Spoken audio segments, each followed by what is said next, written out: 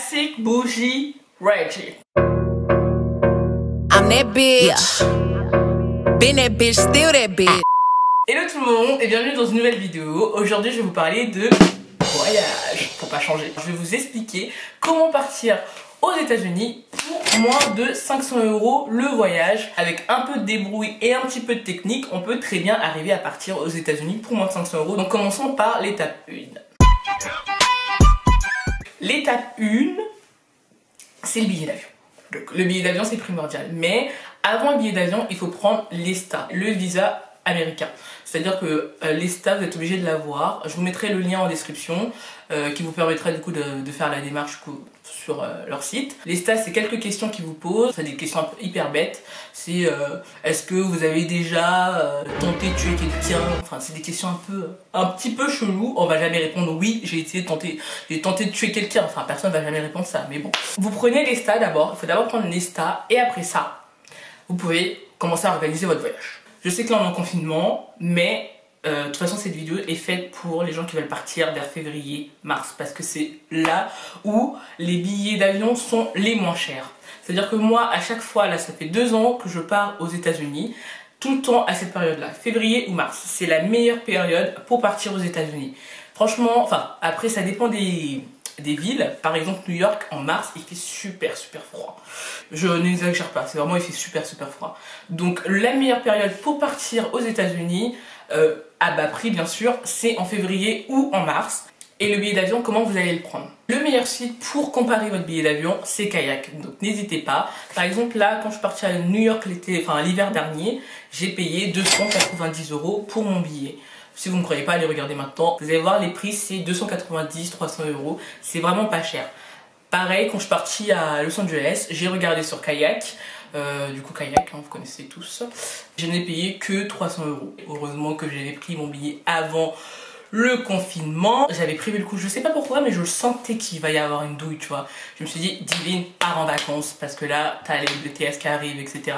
Au final, tant mieux, j'ai pu me reposer et profiter un peu de Los Angeles, parce que moi, les États-Unis, c'est quelque chose que j'aime beaucoup. J'aime bien leur culture, il y a vraiment un mood. Le logement, ça aussi, c'est super simple à chercher. Donc, vous avez plusieurs sites, comme vous le savez tous. Vous avez Booking, vous avez Airbnb ou vous avez des auberges de jeunesse. Première possibilité, vous avez le Airbnb. Le Airbnb, c'est grave sympa. Pourquoi? Parce que vous pouvez trouver des trucs super attractifs. Je m'explique. Par exemple, moi, quand là, je suis partie à New York avec ma pote, on a eu un logement pour 242 €.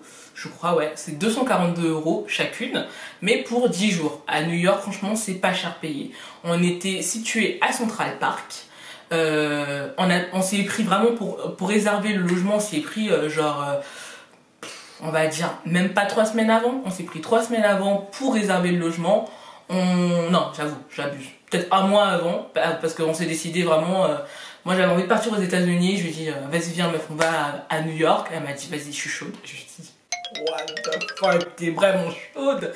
Elle m'a dit ouais, j'étais super contente. Donc du coup on a réservé direct le billet d'avion. Il faut d'abord commencer par ça, on a réservé le billet d'avion et directement on a regardé les Airbnb. On a trouvé des trucs super chers, mais avec un peu de chance, vous tombez sur des trucs vraiment super attractifs. Donc on est tombé sur une annonce d'une meuf du coup sur Airbnb où le logement était à 90 ou 80 € la nuit. Après on a regardé, on a bien regardé, on a vu que c'était une chambre privée. Mais c'est génial aussi une chambre privée parce qu'au final, nous la fille, elle était jamais là. Jamais là. Quand je vous dis qu'elle était jamais là, on avait notre trousseau de clés, 2 trousseaux de clés pour nous deux. On avait accès à tout le mobilier, on va dire, de la maison, le frigo, etc. Donc la chambre privée dans un Airbnb, c'est pas dérangeant quand vous tombez sur une bonne personne. Avec un peu de débrouille et avec un petit peu de recherche, vous pouvez tomber sur vraiment des trucs de malade sur Airbnb. Donc regardez bien, renseignez-vous bien parce que franchement ça vaut le coup. La chambre privée sur Airbnb. En deuxième option, vous avez le site Booking aussi qui vous propose des auberges de jeunesse. Et ça c'est aussi vraiment pas mal parce que les auberges de jeunesse, c'est pas cher, c'est super attractif, c'est grave pas cher. Et en plus, vous pouvez tomber sur des auberges vraiment hyper stylées. Là, vu que je reviens de Los Angeles, j'avais prévu de partir toute seule de base. Au final, ma pote, elle s'est chauffée, elle est venue avec moi. Donc du coup on est allé à deux, mais j'avais déjà réservé mon auberge moi parce que je comptais partir toute seule. Et j'avais trouvé 2 auberges de malades. Donc il y avait celui-là qui est vraiment super cool. Il y a une piscine, c'est vraiment hyper sympa. Je vous mettrai le lien, enfin le lien ou le nom en description. Dans l'auberge de jeunesse, ce qui est aussi sympa, c'est que vous avez des fois le déjeuner offert. Ça, ils le proposent dans tous les auberges presque. En tout cas aux États-Unis, ils le proposent dans tous les auberges. Moi, celui que j'avais pris finalement, c'était celui-là. Celui-là, il se trouvait à Santa Monica. Santa Monica qui se trouve du coup aux États-Unis, à Los Angeles. Il était vraiment hyper cool. Après, il faut vous dire que l'auberge, vous êtes là, vous dormez là-dedans, mais après au final, vous êtes là pour visiter la ville. Donc, vous passez juste pour dormir ou bien vous nourrir, etc. Donc, forcément, quand vous allez dans une ville, vous n'êtes pas obligé de prendre genre l'hôtel de malade ou avec la vue de malade sur c'est stylé, c'est stylé, on va pas se mentir, c'est super kiffant de se lever le matin, de prendre son petit snap, etc. Enfin, c'est super stylé, mais franchement, le plus stylé, c'est de visiter la ville et de voir une nouvelle ville. Donc, si vous avez une auberge à, on va dire, 30 balles la nuit, et au final, vous pouvez vous balader comme vous voulez dans la ville et faire plein d'activités, bah moi je préfère payer 30 balles pour une auberge. Bon, ça dépend des destinations. Par exemple, à Hawaï, je préférais prendre un hôtel 5 étoiles. Mais parce que voilà, vas-y, on est à Hawaï, donc forcément oui. Mais quand je suis à Los Angeles, je me dis vas-y, Los Angeles, tu peux le refaire plusieurs fois. Tu peux te chauffer à dire à tes potes, vas-y, venez, on le refait. Alors que Hawaï, c'est un truc que tu fais une seule fois, donc ouais, forcément, tu veux prendre un truc de ouf. Booking, je sais qu'ils proposent l'option où vous pouvez payer, par exemple, pour votre auberge de jeunesse sur place. C'est-à-dire que vous rassemblez l'argent et vous payez sur place directement à l'auberge. Ça, c'est vraiment super cool aussi parce qu'au final, vous pouvez avoir le temps de rassembler tous les thunes que vous devez ramener, enfin tout l'argent, on va dire, que vous devez ramener sur place. Après, moi, ce que je vous conseille, c'est de ne pas prendre beaucoup d'argent avec vous dans votre valise parce que c'est super dangereux. Moi, je sais que ma pote s'est fait voler 1000 € à l'aéroport à Charles de Gaulle par des pickpockets, donc faites gaffe. Ne prenez jamais beaucoup d'argent avec vous. Prenez à la rigueur, si vous avez une carte bancaire, votre carte bancaire, ou vous pouvez aussi utiliser l'application Lydia qui est une très bonne application je trouve parce qu'il vous permet de payer avec le son contact et d'avoir un compte privé, enfin un compte bancaire du coup sur votre application. Donc Lydia aussi je conseille fort pour payer sur place aux États-Unis et en plus vous ne payez pas de frais. Donc pour finir, la troisième étape que j'ai appelée du coup divers parce que ça rassemble un peu tout. Ça rassemble les activités, les transports, etc. Alors déjà tout ce qui est transport, je vous conseille de prendre tout sur place. Donc sur place, je vous conseille la carte du métro. C'est comme le Pass Navigo à Paris. Vous avez plusieurs types de cartes de métro. Vous avez celui de 14 jours, celui de 7 jours aussi, celui de 10 jours, enfin ça dépend du temps de séjour que vous faites, mais vous avez diverses cartes de transport. À New York, cette carte du coup de métro s'appelle MetroCard. Elle coûte à peu près 33 $. Donc c'est une carte qui vous permet du coup d'utiliser le métro comme vous voulez.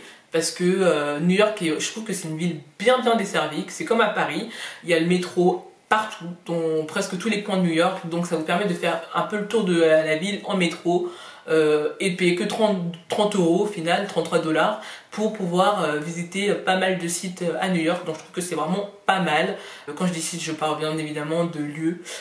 Donc c'est vraiment pas mal. Le métro à Los Angeles, il vous permet quand même de visiter pas mal de lieux. Il dessert pas mal de lieux. Après, aux États-Unis, vous avez plus de bus que de métro. Pareil, à Hawaï, c'était que des bus, c'est pas de métro. En tout cas, c'est une île, donc je sais pas où ils mettraient un métro, je pense. C'est vrai. Alors, on va finir par tout ce qui est activités, etc. Tout ça, ça dépend de vous. Parce que les activités, on va dire ce que vous allez faire sur place, les restaurants où vous allez manger, etc. Tout ça, ça dépend de vous et de comment vous allez prévoir votre séjour. Au final, vous pouvez vous dire, j'ai prévu mon séjour, j'ai payé 500 € et sur place, je vais vivre... je vais pas trop aller au resto, je vais plutôt favoriser à faire des courses, etc. Donc forcément, si vous prévoyez ce type de séjour, votre séjour va vous revenir moins cher que si vous vous dites, je vais à New York, et je vais tout kiffer, c'est-à-dire que je vais aller au resto tout le temps, je vais faire le shopping, etc. Sachant qu'à New York, je trouve que moyen pour le shopping, il n'y a pas grand chose de différent qu'en France. À Miami, je vous conseille de ramener de quoi acheter des vêtements parce que franchement, vous avez de quoi faire. D'ailleurs regardez, si vous voulez savoir un peu tout ce qui est magasin etc à Miami, n'hésitez pas du coup à me demander sur les réseaux sociaux. Après pour tout ce qui est restaurant, activités etc, si vous voulez pour mes prochaines vidéos je peux faire des vlogs ou des vidéos sur les 5 meilleurs restaurants ou les 6 activités incontournables à faire lorsque je serai dans ces destinations là. Donc je pourrais vous faire des petits vlogs sur ces thèmes là quand je serai du coup sur place, par exemple à New York ou à Los Angeles ou à Hawaï parce que je compte y retourner. Donc n'hésitez pas à me le mettre en commentaire si vous voulez que je vous fasse ce type de vidéo. Bon, on arrive à la fin de la vidéo, donc merci d'avoir regardé la vidéo et n'hésitez pas du coup à vous abonner sur ma chaîne et du coup à regarder les autres vidéos que je pourrais faire. Donc je pense que je publierai des vidéos, ça c'est pas que je pense, je publierai des vidéos du coup une semaine sur deux sur plein de thématiques, donc restez branchés.